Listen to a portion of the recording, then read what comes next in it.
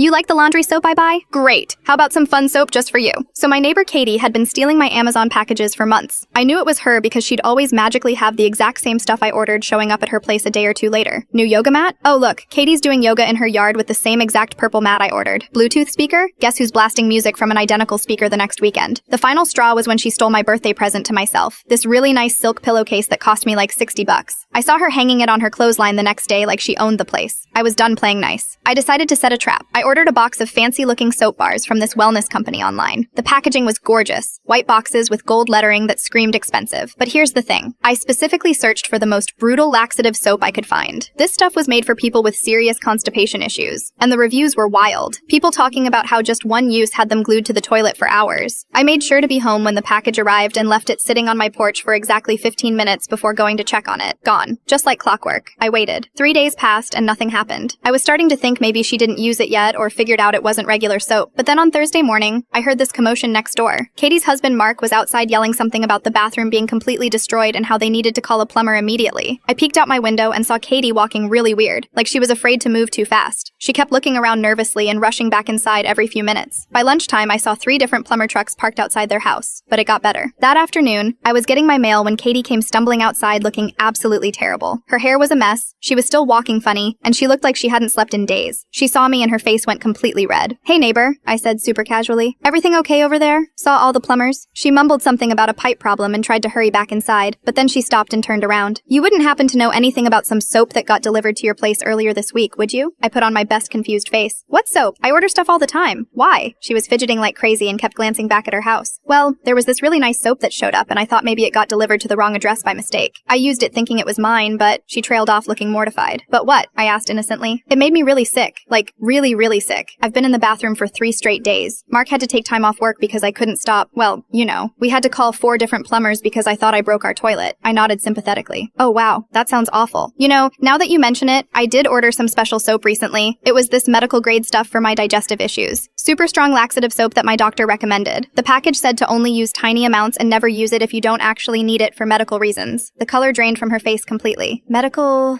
soap? "Yeah, it's prescription strength. Cost me like 200 bucks. I was so bummed when it got stolen off my porch. Had to reorder it and everything." I paused for effect. "Wait, you said you used soap that wasn't yours?" She started backing away toward her house. I thought it looked like regular fancy soap." "Oh, Katie," I said, shaking my head sadly. "That explains why you've been having such a rough time. That soap is basically medical grade liquid dynamite for your intestines. You probably used way too much of it thinking it was regular soap." She was practically running back to her house at this point, but I called after her. "Hey, maybe next time just knock on my door if you think something got delivered to you by mistake. Would save us both a lot of trouble." She never stole another package again.